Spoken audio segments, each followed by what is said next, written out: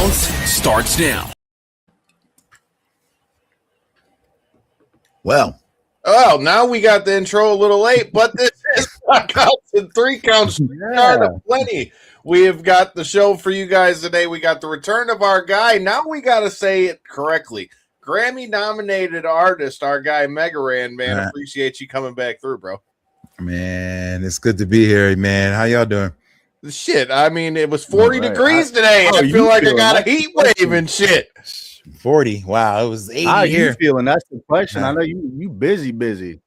Oh man, I'm on top of the world, man. Still trying to recover, honestly, from like the longest week of my like career, and like just longest few months in general, man. Like it's really, when they say a campaign, like it really, like trying to win a Grammy is like running for president, dog. Like it is something, you know. So it takes a lot out of you, but it's really fun as long as it's something you believe in. You know what I mean? It feels good to be out, you know, pushing something that you really believe in. And we got this close. So now I got a taste. So that means I got to come back at it, you know? Well, dude, that's as good a place as any. Like, talk to me. You know, I made a joke about it at the top, but you know, what does that mean to you? I mean, obviously the goal is to win the Grammy, but what does that mean even now to be getting to the point where we went from talking about doing pro wrestling themes and things of that nature and just getting the song seen to the point where they're nominating you for Grammys? So talk to me about what that means just to have that part added to the Megaran resume. Man, it's so dope. Like, honestly, it's like, you know, you create these things your whole life and you just hoping that people listen to them. Ultimately, you just want listeners, you know, and then people who have won these things start telling you like, oh man, this is a really special piece of work. You should try to enter it. And I'm like, I have no idea how to do that. So from going from 3 years ago, not even knowing how to do this, to now having a Grammy nominated album has just been insane. But you know, I'm no stranger to hard work, you know, as we know, and Kyle, you too, man. Like, we know how to grind, you know, get it out the mud and just like go hard for the thing that you believe in. So that's really what all it is. It's the same thing. It's just putting that hustle mentality into a new arena. And then firmly, man, I just believe I can do anything now. Like the way this has happened for me is like I've learned a whole new skill set.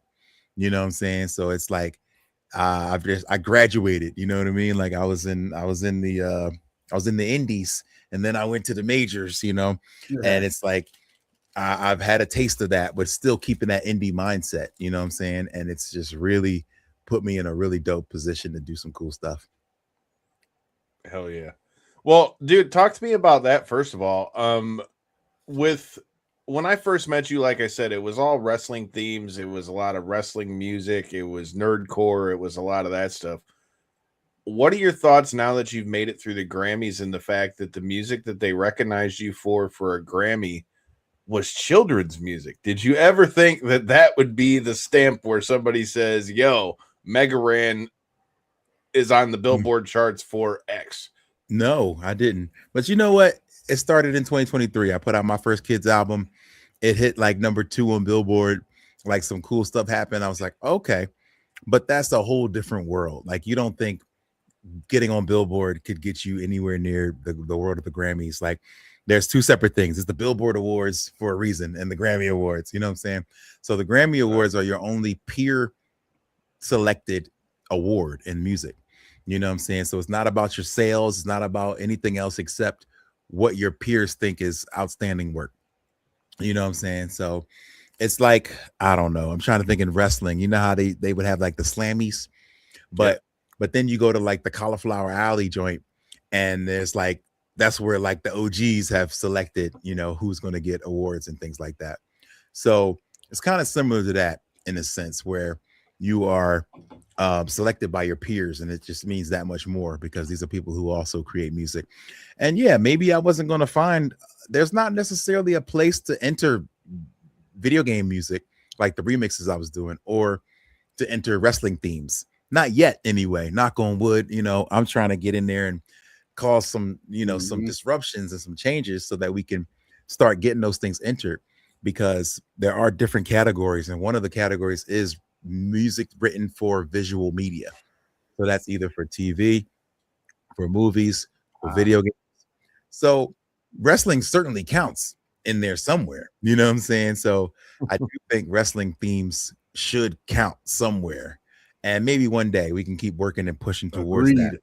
You know what I'm saying? Because there's some spectacular pieces of music out there that no one's thought would be considered, you know? Hell yeah, dude. I agree with that. For starters, that's the thing too.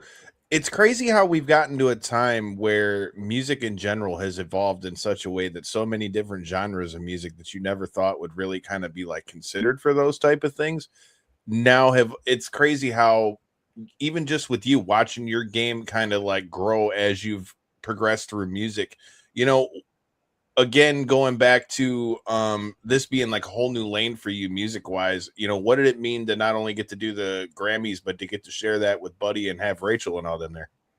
Yeah, man, that was the best part of it all. Because it's like when I do wrestling stuff, she's not really that interested in going. And honestly, I don't bring the kid. I haven't brought the kid to a wrestling show yet. I want to.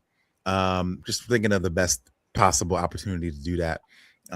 But this was definitely a family affair. Like the album is dedicated to our family and what we've built over the last few years. So definitely wanted to have them there, you know, so Rachel being able to be my plus one to go out, hit the red carpet, go to all these cool parties, and not just for us to be there, but also to be recognized there, you know, like, oh my gosh, you're the guy who did the children's record. Oh man, like you're the guy who adopted the kid and made this record about him, you know, like people actually understand and they know the story, you know, because they are voters. They are people who pay attention to that stuff. Yeah. And so feeling like you belong is the biggest thing. Like I've always been a weirdo outcast cat, you know what I'm saying? Like I make music that fits into a very small, unique niche box. But whenever I'm able to take that outside of that, it's a really good feeling, man. Hell yeah, dude. All right. Real quick, talk to us ahead. about a day in the Grammy, like the day of the Grammys. What's it like when you get there to when you leave? I'm talking catering. What's it all like? Break us down how the day first goes. of all, no catering. I will say that is No the catering. worst. No catering. Bruh, there's no Come food. on. They tell you straight up, like, yo, you better pack some granola bars or snacks.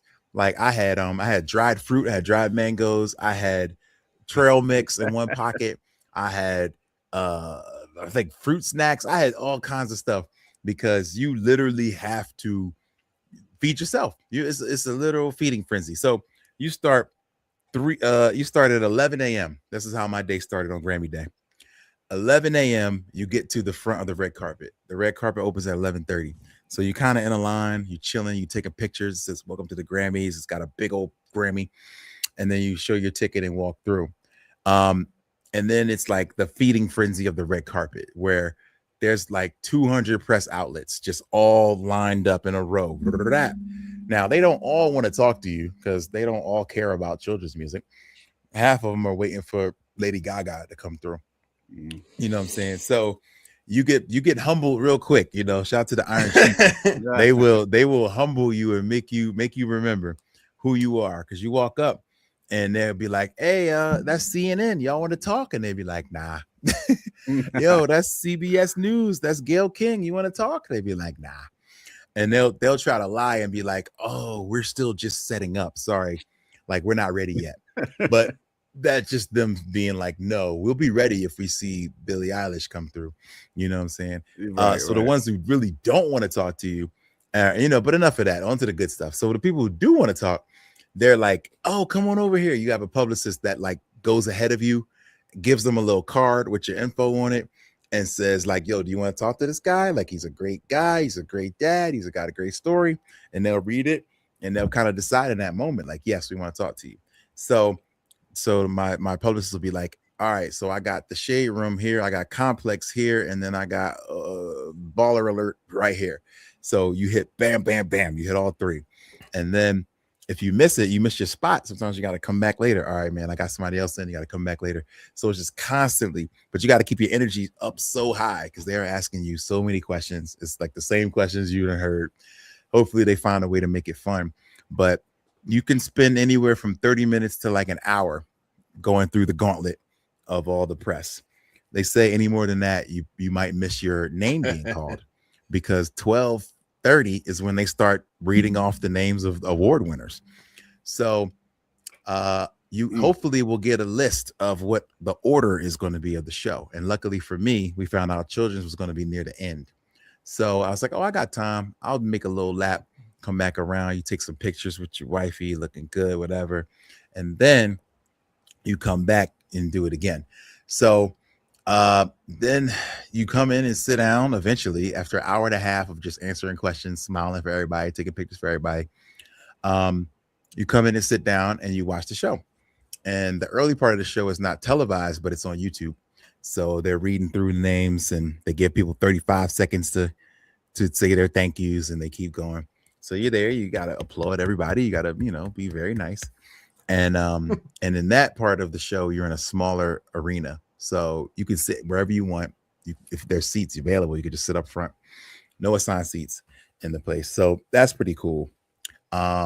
And then you get to see, because there's really like 60 awards that get given out during the early ceremony. And there's only like 9 that get given out on the TV show. So we did all that, and it was really fun. And then they eventually get to our category, and it just goes so fast. But for me, I just stayed right in, as centered as I could be. I was zen, I was breathing, and then we didn't win it. So my homie got it, but he's a good friend of mine. I'm actually on his album as well. So we're very good friends. I'm very fortunate to be in the situation I'm in where 2 of the nominated albums I appear on. One's my own record and one that I do a guest verse on. Yeah. So either way, I'm a winner. You know what I'm saying? But like, I really do love the album also. So shout out to Fuge and his daughter RV that made a great record. So then that's only the beginning of the show. So now, again, still no food. They say, all right, y'all, this is the beginning. It's the end of this part of the show. Everybody up. And now they will escort you out of this building to Crypto Arena through like a walkway. So you cannot leave. You can't go off site to go get a sandwich. You can't even go hit the street corner glizzies that are right outside. You can like smell them. And you can't do it. It's just a small walkway where literally everybody has to walk. I swear I saw like Babyface. I saw Killer Mike. I saw like so many people, because you all have to walk the same way. Then you walk into the big building, scan your thing, you scan your ticket, and then you sit down, and then the big show happens. So it's bigger, performances, fireworks, all kinds of stuff. And our seats weren't quite as good for that, but we're lower bowl. So it was really good. Nominees get a good seat. And just being able to like, okay, your part is over. Now you can just sit and enjoy yourself. And that I really enjoyed. I saw the tributes were really dope. The Ozzy Osbourne tribute was awesome. Hell yeah. Yeah, they did some really dope stuff. So yeah, like that's your day. So it literally is until the end of the show, and the show ends like 7 p.m. So 11 to 7, you are in your suit, no food, just move when they say move, sit where they say sit, and just relax. You can try to find food, but you can only eat between commercial breaks during the TV part, and you can't take any food in. So you got to scarf it down between breaks. And then so it's kind of like Saudi. Yeah. Is that how it is out there? Yeah. Well, so shout out to our guy, Tantalizing Tony, who took the ride to Saudi for Royal Rumble.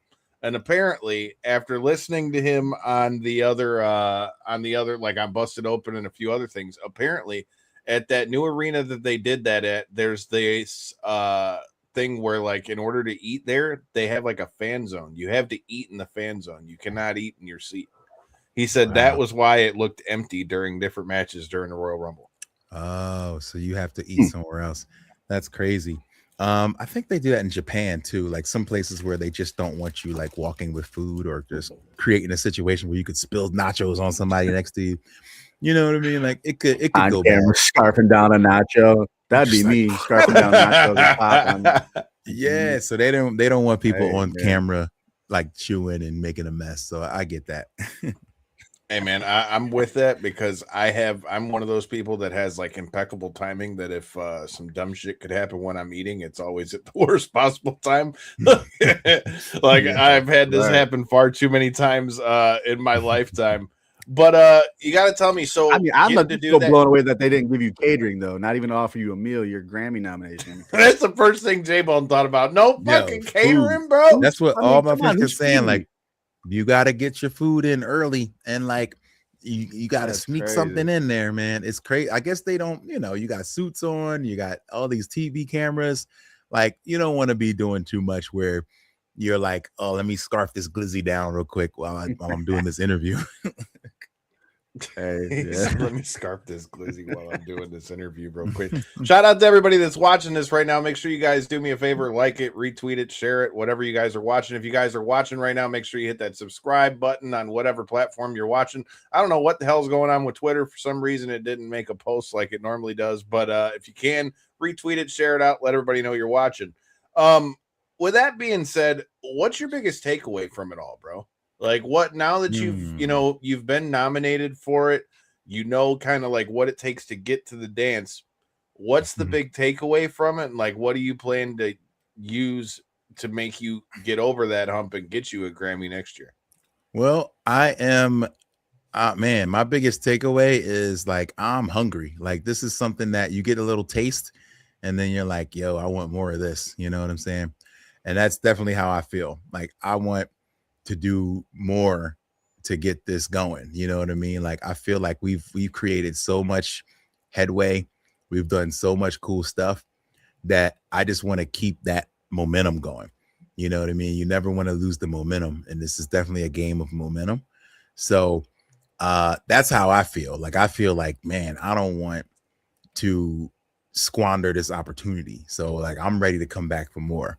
And whether it's this year, with another record, or next year or the year after, like I've learned so much from this process. And yes, it is exhausting, but like, I know, like, you know what I mean? I'm this close. Like, I feel like you can't just get right to the top of the mountain and then just turn back down and be like, it's high. It's pretty high up there. So I'm good. You're like, nah, man, like, now that I've gotten a taste of that rare air, you know what I mean? I love getting dressed up. You know what I'm saying? Like, being able to get dressed, go outside, see people looking good, smelling good, and take this like weird nerdcore wrestling rap movement to new places, man. So it's really exciting. Talk me through the fit, bro. Y'all was looking crispy, bro. How much went into finding the tux for that joint? I got lucky, man. The first place I went to, they had a nice tux, and I let my fashion designer, Rachel, my stylist, hook me up.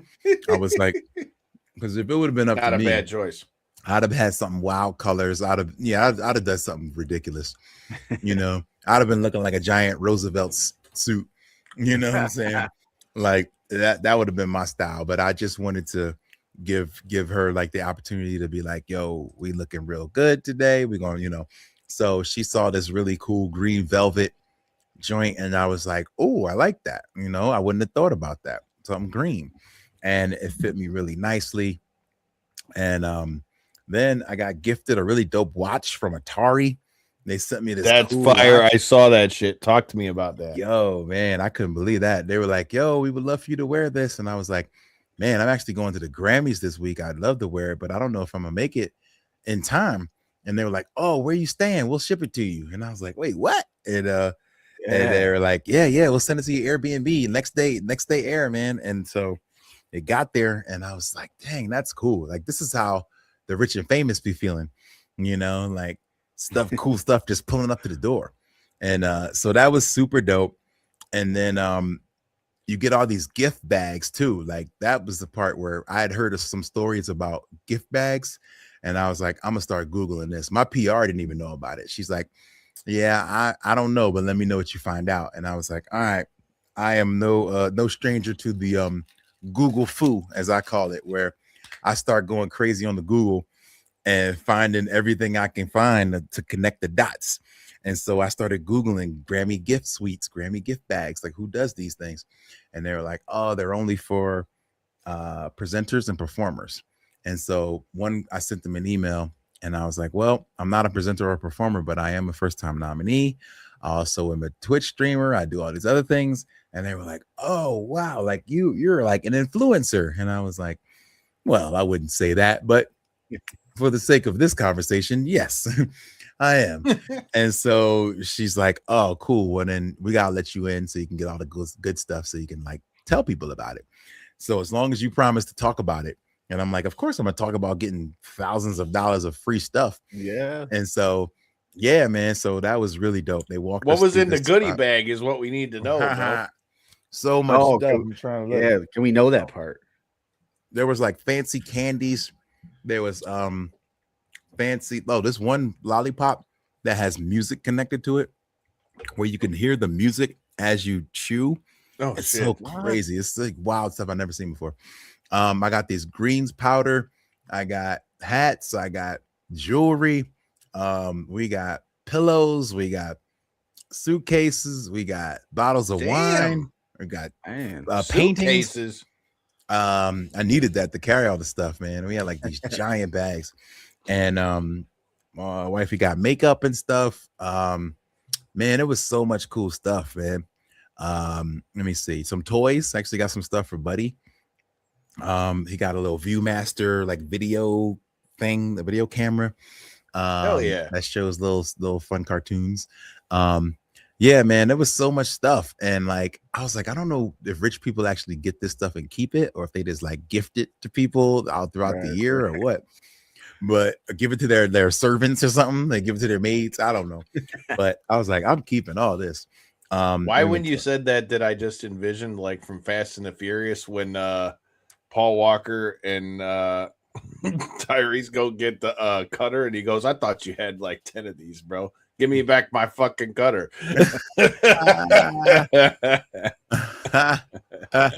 Yo, for real. That's how it is, man. It's just like so much stuff. But like, so we went to 2 different gifting suites, also some different meetups, a bunch of interviews and cool stuff was happening out there. And then there's like other parties. There's a Grammy U, which is like a mentoring program. And so I have a mentee who's from LA, who's an R&B singer. So I got to meet up with him. He performed. So that was dope.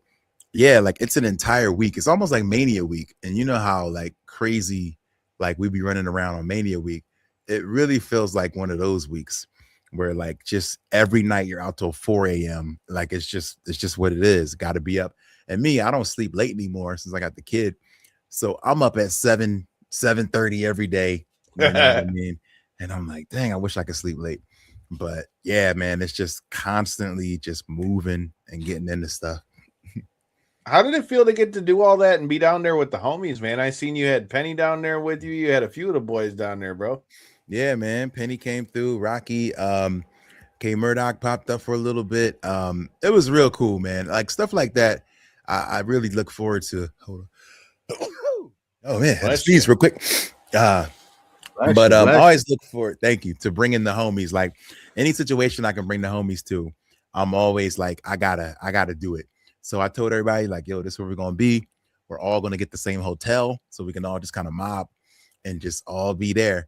And it was just dope, man. You get up for breakfast, you see all the homies. You head out at night, you see all the homies. Like it was just a really good time, man. And like that was to me some of the best. It almost felt like my wedding, you know, in a sense, because it's like it brings everybody together, you know what I'm saying? And so to like successes like this are nothing without the homies to share it with, you know what I'm saying? And so everybody that helped me kind of get there, you know, whether it's encouragement or music or whatever. So having Felix, oh no, my battery is exhausted. It says battery exhausted. I've never seen that before. That's a first. Battery's getting tired. All of us. That's all of us. We're all exhausted. I'll change my camera to the other one. Give me 1 sec. You're all good, bro. That's crazy. That's the first. I've never heard a battery say it was exhausted before. Had enough. Tapped out. It's tapped like out. I've had enough of this. All right. Kind of like the halftime show. Let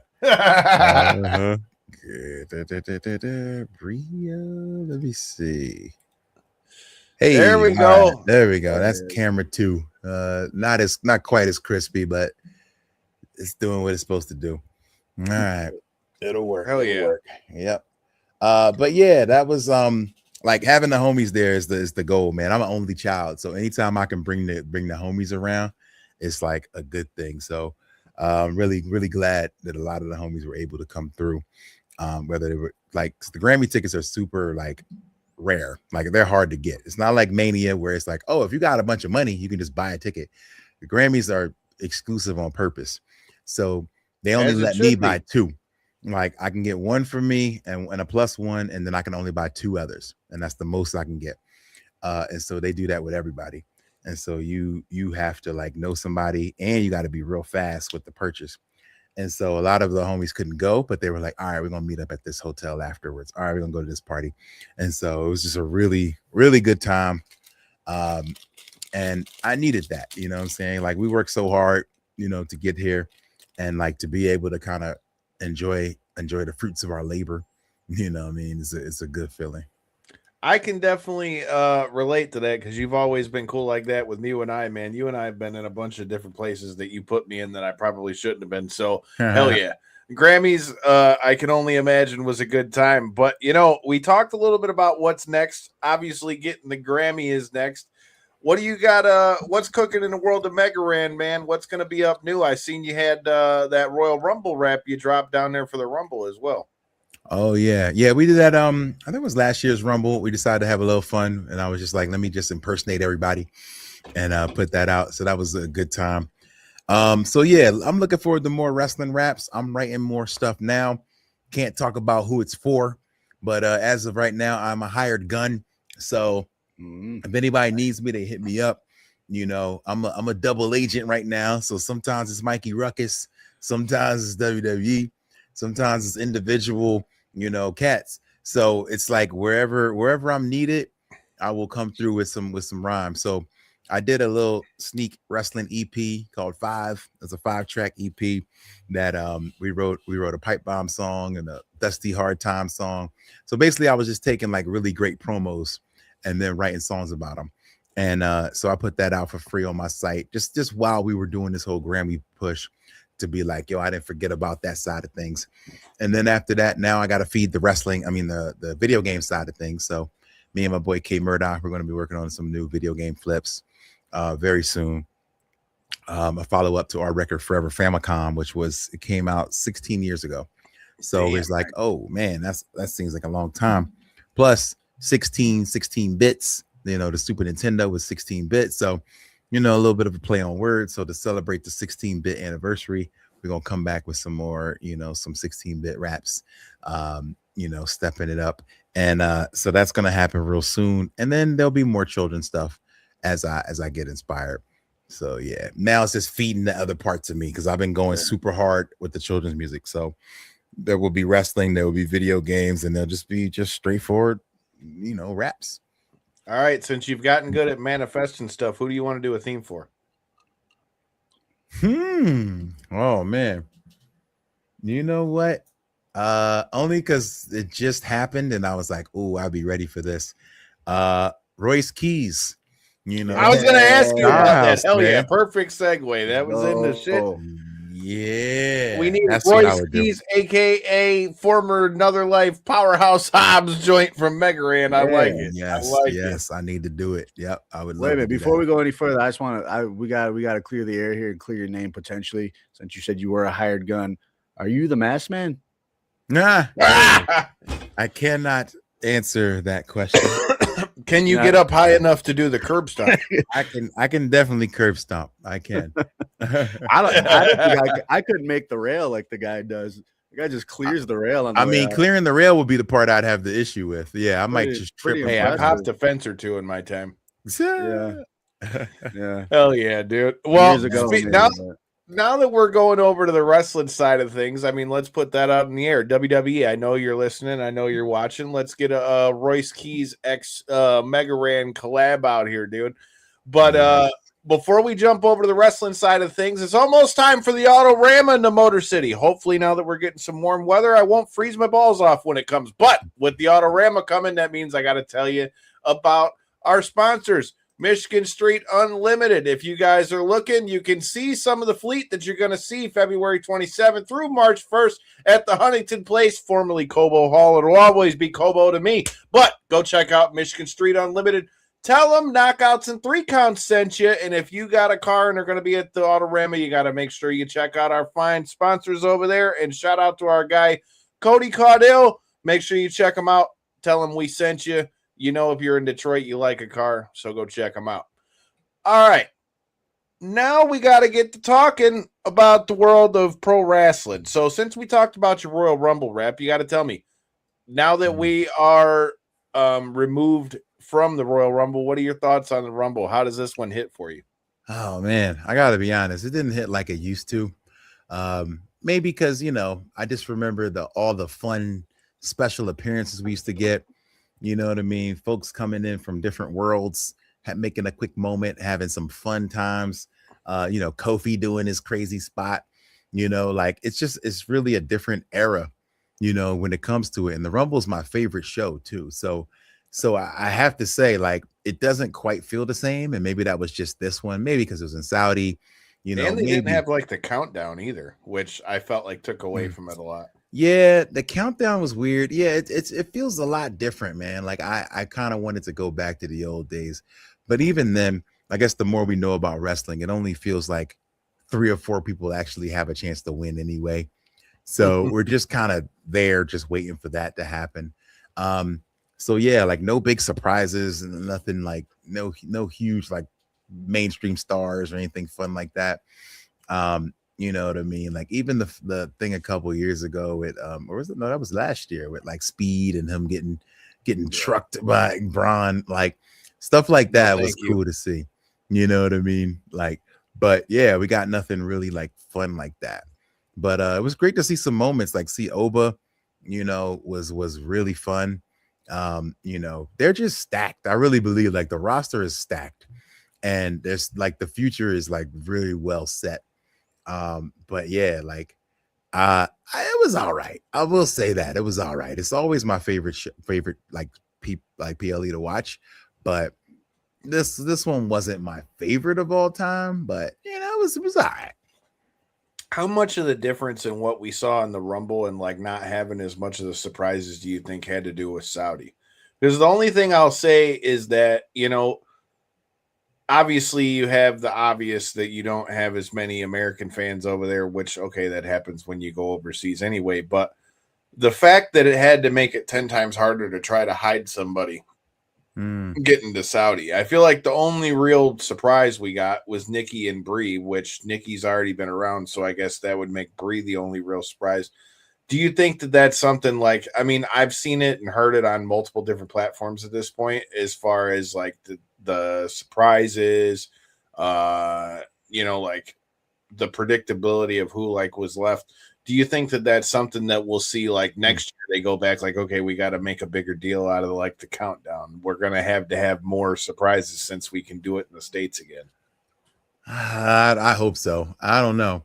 Yeah, I hope this isn't like a sign of things to come where they're like, oh, we can save some money. We don't need to go get big Hollywood stars. Oh, we don't need to do crazy countdowns. I don't know, man. I'm actually not sure. I think that hopefully they will listen to some feedback from the crowd and it'll feel different. You know what I mean? Like even we talked about Royce Keys, like him not getting a huge reaction from the Saudi crowd. It's like what a perfect sign where it's like, oh, they don't really know this guy. You know what I mean? So stuff like that, where you would get better results in a US audience. And I hope this isn't a sign of things to come for Mania next year. You know what I mean? So I think if anything, it will lead to them taking less chances. You know what I'm saying? Because now they're like, look, man, we got our bag. So let's just give them a straightforward show. We don't need to go too crazy, you know. See, that was another thing I was going to bring up. You know, that was another thing Tony talked about in the places I heard him talk about the Royal Rumble. He said he noticed that like the Saudi fans were a lot more receptive to like Nikki Bella and Brie Bella because they knew them. They knew Rhea. Like during a lot of the women's stuff, they weren't as like as hyped for it. They were more hyped for like the mainstream, like big acts and stuff. So like it's just an interesting thing because, you know, going into it, it's a different crowd, right? You know what I mean? Like, that it's not going to be like an American crowd, but those are all things that you don't think about, especially when you think about the fact that, before WWE started going to Saudi, there was like next to no women like interaction. And now we've got not just one, but 30 women in a Royal Rumble. You know what I mean? So like they're definitely making their strides. I wonder how much of that's going to be on Saudi, but I'm with you. That's something I wanted to ask you about. Like my biggest thing, and the one thing that you kept hearing people talk about, is how like at different points of the Rumble, it looked like it was emptier, right? So like as we go into WrestleMania, you can't have that for WrestleMania, no? Nah. Like that's not a good look when we're talking WrestleMania. No. They're gonna have to hire like seat fillers or something, you know what I mean? And that's funny. I saw that with the Grammys. They have the same situation where like 3,000 people sign up for it and they pick maybe 400 of them. And at random times when like celebrities have to get up from their tables to go eat or whatever they do, they probably got catering down the floor. You know what I'm saying? So they don't want tables to be empty. So there's people waiting in the wings, kind of like either in another seat or maybe like bent down, wearing black tuxes. So when that person goes, somebody comes and immediately sits down in the seat to kind of keep the look. So it looks like it's always full. Yeah, so I think they're gonna have to do that too. Like they're just gonna have to start getting in seat fillers for stuff like that. Cause like I know that was an old man thing. Like that used to be like a Vince thing. They said like Vince hates empty arena shots, he hates empty seats. Like I remember that being a really big like thing that the guys would always say. Like no empty arenas, no empty shots. He would flip out. Man, it's going to be interesting to see how it plays out, especially knowing that we already know that WrestleMania is going to Saudi. J-Bone is getting ready to go pick up the DJ table in a minute, my man. So I will let you get to go spinning the ones and twos over there real quick while we finish up business. Baby. You guys have a good show. All right, homie, kill it. Mega Man. Hell yeah, dude. Congratulations. We'll talk soon. Appreciate you, bro. Later. Yes, sir. Check out DJ J-Bone over there at the Gridiron. But with that being said, I got to get some thoughts. So now we know Roman has won the Royal Rumble. We know that we saw what we saw on Monday Night Raw. How do we feel about Roman winning the Rumble, and what are our thoughts on that CM Punk versus Roman Reigns joint, and who do you think won? Ooh, I loved it, man. I thought they both kind of smoked it. I really loved the promo. I think they both really got it off. I think it's such an easy way to go with CM Punk to be like, I hate you. You know what I mean? Like it's so easy to go with that. But with Roman, it actually makes sense. Like CM Punk is very responsible for a lot of the boos Roman had been getting over those years coming up and trying to fight through all that. I still remember make them look strong, like from that. Like I'll never forget that.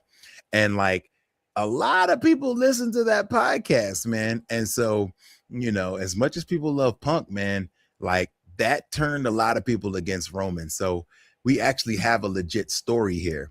I don't think Roman told any lies. Like, who you think they came to, to make sure it was good? I'm sure they did.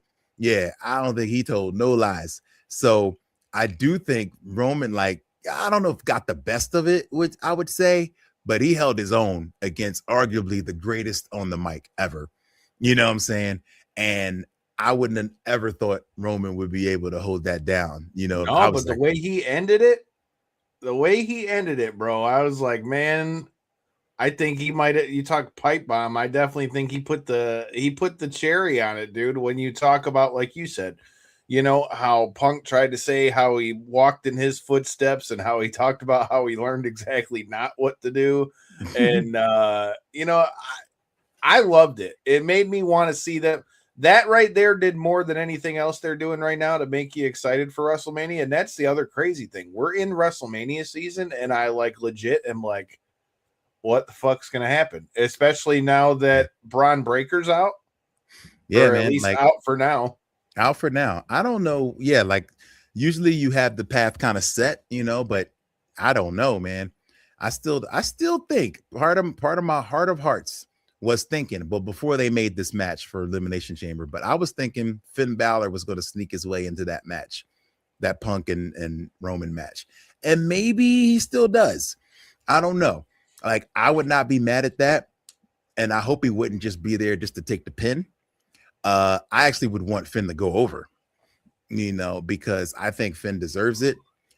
He's been so ready. He's been doing everything they need him to do. He's been staying healthy. He's been killing it. And he deserves another shot. And I think what bigger shot than a WrestleMania moment for Finn? Like, that's really the only thing he's missing in his entire career is a Mania moment. And I really hope he gets that, because I still have said for years it's bullshit that he never really got his shot with the way things went down when he won the Undisputed Championship or Universal Championship, excuse me. The fruit roll up. Dude, but the crazy thing is it didn't even last the whole damn day. That's gotta eat at you for a long time. And I think, like you said, I think Finn's as hot now as he's been in a long time. I think it's kind of time to split him away from the Judgment Day. I think, don't get me wrong, the Judgment Day is cool. I really feel like what we're going to see out of Liv and Dom, they're either going to become big baby faces and Raquel Rodriguez is going to become the big heel, or vice versa, and flip them. So I feel like Judgment Day is kind of already on the implosion for that. And I think it's time to remind people, what Finn's capable of doing too. Question is, do you think Finn's the masked man? Who does Megaran think is under the ski mask? Okay, we talked about this a little earlier. I think this week it was actually exposed who it was, but not who it's going to be storyline wise. I think they said it was Grayson Waller this week. I heard Kenny Doan from the Spirit Squad too. So I think it makes the most sense for it to be Seth. But if Seth's not ready for that moment, maybe that was the lead up was going to be Seth versus Braun for Mania for control of the division or whatever. But if they decide to pivot it, it could be Finn. Someone else said it could be Jake Paul. I've heard Becky too. Yo, Becky, it could be the man. It's so lazy to keep doing this masked man thing though, because they've done it for so long at this point. But I like a good mystery, but they just very seldom make it really make sense. It was Austin Theory, and then he just became the guy who takes the pins for the Vision. And it's come on, man. That kills me. Austin Theory is a past guest of the show. Damn it. Give this man his shine. He needs his respect, man. Austin Theory is no slouch. Put some respect on the name. He needs some respect. So I think it should be Finn. I'm Seth. It makes the most sense as Seth. And maybe they're just doing this as a placeholder until he's ready. You know what I mean? But it could go a lot of different directions. I thought Adam Pearce at first. I was maybe it could be Adam Pearce. I thought they were leading towards maybe an Adam Pearce and Braun match at Mania. For what? I don't know. But you know what I'm saying? I have no idea, man. I feel like Seth's got to be the answer. But if we're going to go outside the box picks, what if it's LA Knight? Wow. Now that would be interesting. But see, that doesn't make any sense. Clearly he doesn't like Braun. Clearly he doesn't like the Vision. You know what I mean? So it doesn't. Yeah, but they put him out, remember? Yeah. But it's obvious he doesn't like them. So he wouldn't need to put on a mask to go attack them. But if you're trying to get in and get out and play mind games with them. Yeah, that's true. We're trying to make them think it's somebody else. I think that could be cool. So LA Knight just won and he's in the chamber. Do you think they're going to do something with LA Knight finally, or is this just I wish they would, dude. I really wish they would. I've been a fan since he was Eli Drake, dude. And the kicker of this whole thing is that TNA's on AMC now, and they still play the Car Shield commercials with him when he was Eli Drake and Ric Flair. Dude, can we do something? Can we do something with LA Knight, please? Dummy. Yeah, they need something. They need something for him. I felt so bad. I don't know, man. I feel for whatever reason he's not their guy, and when you're not their guy, they just find all these reasons. Like, you know, you watch Unreal and they're kind of like, what did you think of that? That moment where they kind of where like he kind of gets like a little bit eviscerated for like messing up or something during the match. I thought it was, I guess it was fair, but it didn't affect the outcome. You know what I mean? But you like made him feel so bad. He looked so dejected, man. Like, and I feel like he's at a situation like there's been so many moments where like he grabbed a fan sign or something that said push LA Knight. Like, I feel like he's done a few things where they're like, hey man, like don't do that because you're not the guy. You know what I mean? If you were the guy, it would be okay, kind of thing. You know what I mean? So unfortunately, I just don't feel like he's their guy, which is a crime. Like he was hot as fish grease probably this time. Dude, when summer. they did SummerSlam in Detroit, he was hot as could be in here, dude. Yeah, man. Summertime, he was so hot. And I remember that day he came out right before he lost the title and he dropped the belt. And I was like, ooh, that looks really weird. You know what I mean? Where he was starting the match off and drops the title belt. And somebody mentioned it, maybe Corey Graves is like, in the most symbolic thing a champion could do, he dropped the title. And I was like, ooh. And it was like, came out later that, oh, maybe he knew he was going to lose that day. And maybe he was a little sore about it. Like, I don't know, man. It just feels like he's not their guy. But I want him to have a moment. Like, he deserves a moment. Hell yeah, dude. I'm with that. I've said that for years. I would love to see it. Speaking of people having a moment, dude, do we have predictions on the Elimination Chamber? And how do you think Cody Rhodes is going to figure into WrestleMania? Ooh, okay. So Cody has an Elimination Chamber match. Qualifier. Yep.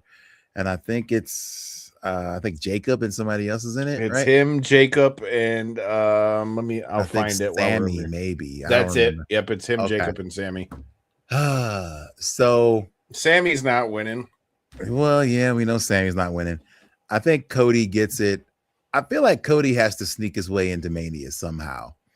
And I wouldn't be mad at a Cody Drew Mania match.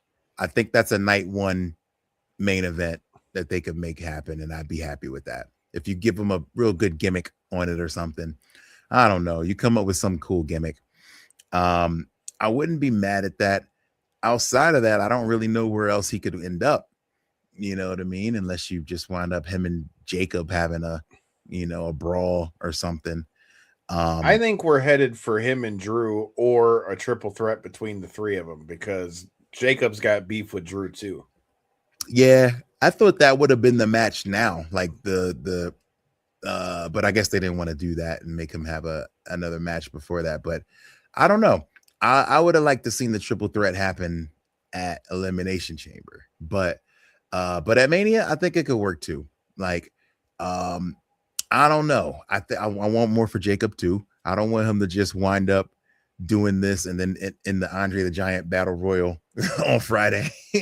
Dog, I hate to say it because Andre the Giant's a legend, but I don't want to see the Andre Battle Royal no more. If it ain't going to be on if it ain't going to be on WrestleMania, damn it, I don't need to see it. Yeah, put it on Mania. Make it. Let that be the kickoff show thing. Shit, what? Yeah, I mean, dude, you do the kickoff show. Yeah, like don't put it on Friday. Like that's disrespectful. Yeah, I mean, I know that there's things that are going to change because of it being a 2-night Mania, but I've never been a fan of that. Well, speaking of Mania, dude, I feel like with us being on the road to WrestleMania, I feel like this WrestleMania just seems to have so much, I don't know, man. It just doesn't have the same hype even as last year does. And from everything I'm hearing, it sounds like tickets aren't selling the way they were even last year. Yeah. What are your thoughts on the start of the road to WrestleMania, and how much of that do you think has got to do with like ticket prices and the fact that they're going back to Vegas again when everybody just went to Vegas last year? I feel like, you can kill the town. It is possible. And they might have killed the town a little bit. And I heard now they're literally trying to bleed the town dry. I don't know if you heard that they're like cracking down on watch parties now. What? Yeah, I just saw a Fightful report that says that the rumor is that within a 50-mile radius, you won't be able to stream the event at a public place. So Wow. Now that's going to change things too. Cause like our guy Danny went to one of the stadium swims. That's what Teak did last year. Yeah. Everybody said it was dope. The Circa Stadium swim was like the talk of the weekend for a lot of people. And if they cancel that, then I mean, come on, man. But I think, I mean, just like the Super Bowl, you know, with NFL stuff, there are regulations that come with this stuff. But I just didn't know. Like, where's Mania gonna come on? ESPN or something? Is that That's what I've heard. Okay, so I don't know. I know in the UK they said that because they're on Netflix internationally, that's killed the watch parties in the UK because of the FCC regulations on showing stuff in public places. So a lot of the watch events have had to shut down in overseas. So, man, that would be really sad. But you would think they would want the watch parties, no? Like, I mean, a lot of people. They ain't making no money off it. Why? Well, I mean, yeah, but they don't make a dime. Like, wouldn't you want them to buy a ticket? Yeah, but when you're making tickets $10,000, I don't know. I mean, right? If I didn't pay $10,000. No, I just looked today, and right as I was looking, just to be looking. There were 2 tickets, like second row down, like hard cam side, $46,000. Fuck you for both nights, and they disappeared while I was looking. Somebody bought them while I was on the site. I was like, "Yo, you crazy!" I literally tweeted about this morning because they were talking about this on Busted Open, and I heard Dave LaGreca and Bully talking about it. And they were like, "Do people really buy tickets like the day of, the week of?" I was like, "Bro, I've been doing this for fucking years, dog." Yes. Like I bought last year, I bought night 1 the week of, and I bought night 2 the day of. And I wish I'd waited a little longer on the day of for night 2 because, dude, our boy Justin that we met through Rob, dog. He paid $432 for row 6. Dang. Yeah, man. I think the jig is up. I think people are going to wait till last minute, and that's why they're not hitting these crazy sellout numbers, because ain't nobody trying to do that. I'm not trying to spend a freaking house payment or, you know, like I want to go, bro. Like you and I, WrestleMania has become like the yearly thing, bro. Like that's the tradition. But like it's gotten to the point now where it's like, man, number one, the build, the price, the build isn't as hot as it's been. Like, okay, you're wearing the Philly stuff. Now, when we went to WrestleMania at Philly, we were all hype as fuck headed into WrestleMania before we even knew what was going to happen. You know what I mean? Now, to be fair, there's a long ways to go, but I'm just saying, comparing just a couple years ago to now, different. And another WrestleMania I heard them use as a comparison, 38 when we were there in Dallas, bro. I didn't give a fuck what was else on the card. Yep. The fact that you got Stone Cold on that motherfucker, there might be Cody coming in there, bro. I'm with it. Take my money. Let's get it. I bet somebody's on the horn with Stone Cold right now. They're probably just texting him, checking his temperature. Hey, Steve, how you doing, man? Like, what if you brought in Steve? Better not, because if I don't go to this one and Stone Cold comes out again, I'm going to be pissed. Yeah. What if you got Stone Cold to like special guest ref or special enforce Cody and Drew or something? Nah, they think that'll move some tickets? Maybe, but I just feel like that would be forced, bro.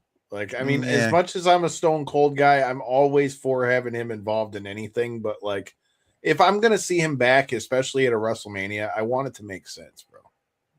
Right. Like, no, I don't know. Maybe that's asking a little too much, some sense in my pro wrestling, but I just, I don't know, man. Like, especially with Stone Cold, because Stone Cold's my all-time favorite. Like, I'm all for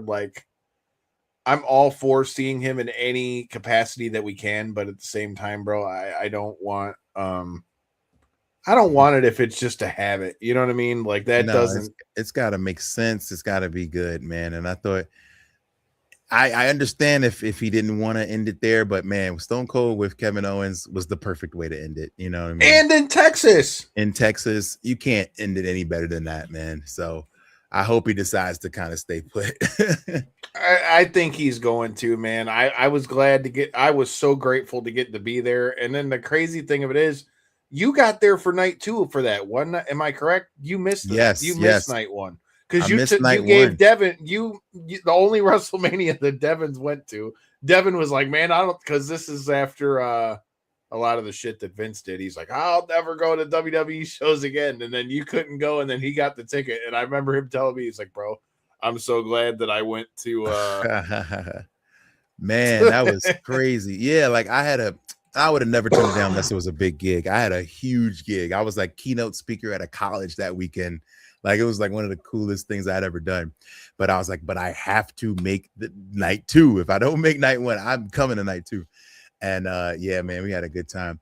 But yeah, Mania has been so much of our friendship and, you know, part of like our yearly kind of like hangs and stuff that it's like, now we're at the point, and I think that WWE knows this too. A lot of people are like, oh, well, I'll just come to Vegas and then I'll do everything else because there's freaking that's why they're trying to crack down on the watch parties, bro. You know what I mean? There's 17 pages of events. There you go. Let's just start doing Rumble again. What up, no? Yeah, I mean, as long as Rumble stays put in the States. Does Shane know that there's already a plan in place for this year? Is he aware of the plan yet? Have we talked about the plan? Maybe not. I think we're talking about New Orleans, baby. NOLA, baby. We going down Bourbon Street. Man. I'm about to turn 34 in this motherfucker, and we're going to have a good time in NOLA. I have not been to yep, he's not aware of the plan. Yeah, so 34. I'm turning 34. We going to September. You got your birthday like right around then too. That's right, my birthday. NOLA. I already got it off. The post office can fuck off. We getting with it, bro. We getting with it. Yep, it's happening, man. Like that is a must. From the moment they teased Mania in New Orleans, I got so excited, and then they were like, "Nah, Vegas," and I was like, "Oh, come on, y'all." But yeah, man, New Orleans is where it's at. I had a blast there of Mania in New Orleans, so we going back. Ironically, that was where I met Stone Cold, but that was when I was still going by myself to these Manias and stuff. So me and my mom went down there. I went to Mania by myself, but it wasn't the same as like when you're going with the homie. So especially if we're not doing WrestleMania this year, bro, I need NOLA in my life. This is going to be a damn good time. I'm putting it out in the air, dude. We're going to do some shit. Money in the Bank weekend. We gotta do it up. We're gonna do some shit. Well, dude, speaking of doing some shit, I gotta give a shout out to last week's guest, JJ Double J Pagan, in your main event tonight in Grand Rapids live on DAZN. Also, your co-main event, who was our other guest last week, Caroline Vare, who's going to be going for the WBC belt tonight on DAZN. Make sure you guys check that out after you get done with us. And then next week, bro, Clarissa Shields is back in the ring. Little Caesars here in Detroit. Make sure you guys hit that button. I'm going to be interviewing both Clarissa Shields and Franchon Cruz. It's going to be good times. Boozy is playing her out to the ring on this one. This is going to be, we've gotten quite the like musical performance here with Clarissa Shields. The last time it was Rick Ross. The time before that, we walked her out to the ring with Papoose, bro. I mean, it's getting to be a spectacle. I'm looking forward to seeing that in the city. Where is Mega Ran headed to next? Oh man, I'll be in Phoenix this weekend doing the Musical Instrument Museum, and then doing a big tour, going out west with the band Playboy Man Baby. We are doing San Francisco. A hell of a name. Yeah. Noise Pop Festival. It's a really dope indie fest in San Francisco on the 24th of February. Sacramento, Portland, Seattle, and then Boston in March, early March. MC Lars is going to be there as well. And then back home in Phoenix for the Game On Expo, the weekend of the 13th. There's a Monday Night Raw happening out here in Phoenix that Monday, so I'll be around for that. And then going to Boise, Idaho for another festival, and then back into Oregon April 4th. And on and on. And then there'll be a big summer tour that I'll be announcing. So yeah, this Bring year your ass is back to Detroit. We got to get some more slows. I'll be back. Yes, indeed. Detroit is on the list. So hopefully by the summertime, I'll be back out there. Hell yeah, man. You love to hear it. You love to hear it. Make sure you guys check us out. Check out all the sponsors. Check out Michigan Street Unlimited. Make sure you go buy you some stuff from Megaran. Make sure you guys are back here next Tuesday. We've got Zoe Nowicki before she makes her debut in LFA, fresh out of Invicta FC. There's a lot of good stuff coming your way from the boys over here at Knockouts and Three Counts. You got to make sure you hit that subscribe button. Make sure you go buy you a shirt. Check out Megaran's music and all the merch. And until next time, and in between time, hit that motherfucking button. Peace.